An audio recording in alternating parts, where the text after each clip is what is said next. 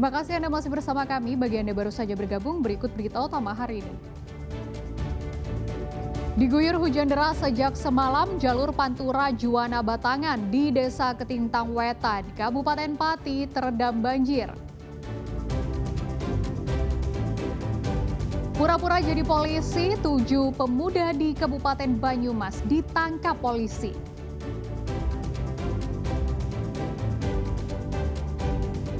Dua pasangan di Boyolali tak hanya menikah gratis, tetapi dapat fasilitas yang juga menarik.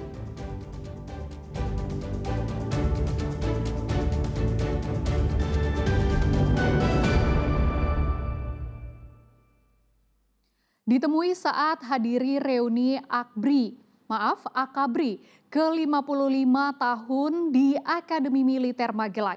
Ketua Dewan Ekonomi Nasional Luhut Binsar Panjaitan angkat bicara soal pemulihan ekonomi bencana Aceh dan Sumatera. Ia dan timnya akan terbang ke lokasi bencana untuk mempelajari perbaikan yang harus dilakukan pasca bencana pada akhir bulan ini. Grup call di Dewan Ekonomi Nasional, dan saya ada bicara juga Pak Munaf, Mas Muzakir Manaf. Kita mau kirim tim dari Dewan Ekonomi akhir bulan Desember ini untuk melihat, mempelajari apa saja yang harus segera diperbaiki. Walaupun sekarang saya lihat tadi malam saya bincang-bincang dengan teman-teman dari Angkatan Darat, Presiden sudah memberikan instruksi yang clear tadi perbaikin air, jalan, MCK, nanti buat supaya ekonomi berputar. Saya kira sudah arahan itu, tinggal detail itu yang menjadi masih kunci. Jadi kita nanti bisa mengukur bagaimana pertumbuhan ekonomi kita di kuartal yang ke depan dan juga di tahun depan. Kementerian Sosial pastikan tak batasi masyarakat untuk menggalang dana bagi korban bencana. Namun sesuai aturan, penggalangan dana sebaiknya berizin agar penyaluran bisa dipertanggungjawabkan. Bantuan untuk korban bencana di Aceh, Sumatera Utara, dan Sumatera Barat terus disalurkan di sejumlah titik. Tak hanya dari unsur pemerintah, berbagai kelompok relawan dan masyarakat juga berupaya membantu para korban lewat berbagai cara, salah satunya lewat penggalangan dana. Maraknya penggalangan dana dari masyarakat diapresiasi Kementerian Sosial. Namun sesuai peraturan pemerintah nomor 29 tahun 1980, pengumpulan dana harus berizin agar transparan dan bisa dipertanggungjawabkan. Nanti setelah dikumpulkan, ya dilaporkan. Kalau 500 juta ke bawah, itu cukup dengan audit intern. Tapi kalau di atas 500 juta itu dengan audit atau dengan akuntan publik.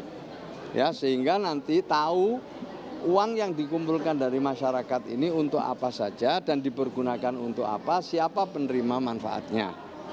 Sehingga tentu masyarakat akan makin percaya untuk memberikan donasi. Yang kedua, lembaganya makin kredibel. Izin penggalangan dana bagi korban bencana dilakukan secara daring dan bisa diurus belakangan karena penggalangan donasi untuk korban bencana bersifat darurat. Tim Liputan melaporkan. Bencana banjir bandang di Tapanuli Selatan, Sumatera Utara turut menorehkan perjuangan seorang kepala desa. Di tengah upaya mencari 14 warga yang hilang, Kades Aek Garoga juga masih kehilangan anaknya. Sebuah desa di Kabupaten Tapanuli Selatan, Sumatera Utara, kini tak lagi sama.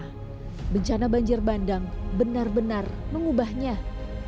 Ya, Desa Aek Garoga luluh lantak. Suasana yang dulunya asri karena pernah menjuarai desa bersih dan sehat se-Sumatera Utara pada tahun 2022, kini ternoda oleh hamparan kayu bekas material banjir. Tak cuma alam yang rusak, kehidupan 245 kepala keluarga di sana sudah pasti ikut terdampak. Belum lagi masih ada 14 warga yang hilang, termasuk anak seorang kepala desa. Di tengah tanggung jawab mencari belasan warganya, Risman Rambe jugalah seorang ayah yang tak pernah lelah berupaya menemukan sang anak tercinta. Yang belum dapat kemarin itu ada berkisar 14 orang lagi, termasuklah anak saya. Ini sampai sekarang belum dapat. Setelah itu saat ini sudah kita lihat kondisi daripada desa ini sudah seperti perusahaan kayu lah. Yang di dermaga yang ngumpul-ngumpulkan kayu, ini besar-besar kayunya. Meski rasanya sulit membayangkan bagaimana memulihkan kembali semua kehidupan, namun masyarakat yang saling menguatkan bak amunisi menjalani keseharian mereka di tengah bencana. Rizky Ramadan melaporkan dari Tapanuli Selatan, Sumatera Utara. Dua pasangan di Boyolali bisa dikatakan beruntung. Tak hanya menikah gratis, fasilitas yang ditawarkan juga menarik. Mulai berkendara dengan mobil mewah milik bupati hingga cepatnya pelayanan kepengurusan dokumen pernikahan.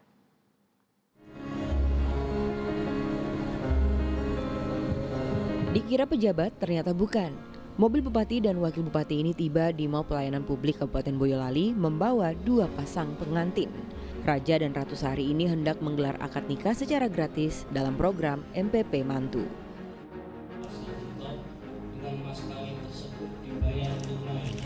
Selamat sah Bapak Ibu. Alhamdulillahirabbil alamin. Ya, begitu leganya pasangan pengantin Erwan dan Mutmainatul saat riuh kata sah terucap. Mereka merasa terbantu karena prosesnya sangat mudah untuk menikah, apalagi semuanya serba gratis dan cepat. Luar biasa banget ya, luar biasa banget. Kita juga nggak nyangka ada pelayanan yang keren banget di Boyolali ini gitu. Dari mulai di pengurusan surat-surat di KUA, terus kita juga langsung dapet KTP sama kakak langsung dari Dukcapil ya, keren banget pokoknya. Boyolali best banget.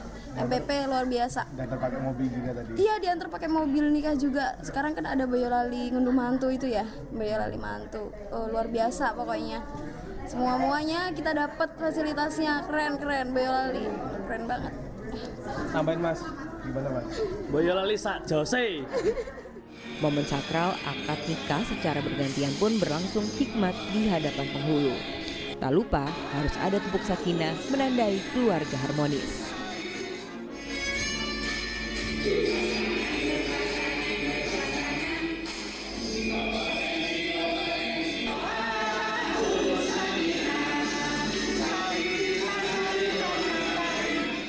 Acara ini digelar sebagai puncak peringatan hari ulang tahun ketiga MPP Boyolali. Nantinya layanan ini bisa diakses oleh seluruh warga Boyolali.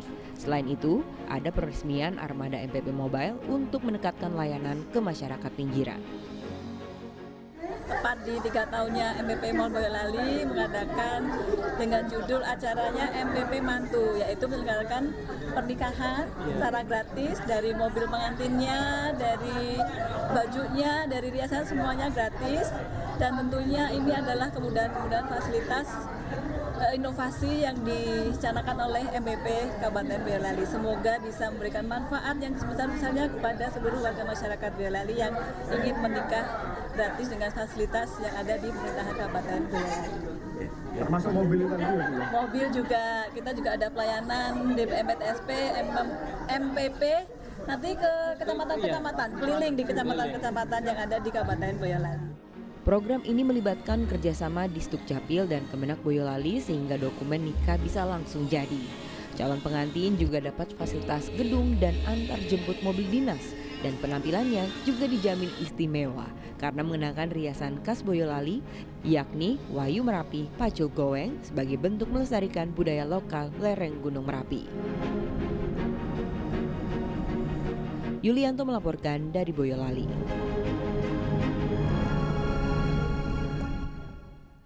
Informasi tadi mengakhiri jumpa kita di Berita Jawa Tengah. Jangan lupa pastikan Anda untuk subscribe channel YouTube Liputan 6 SCTV Daerah. Saya Frin Maria pamit, selamat beraktivitas dan sampai jumpa.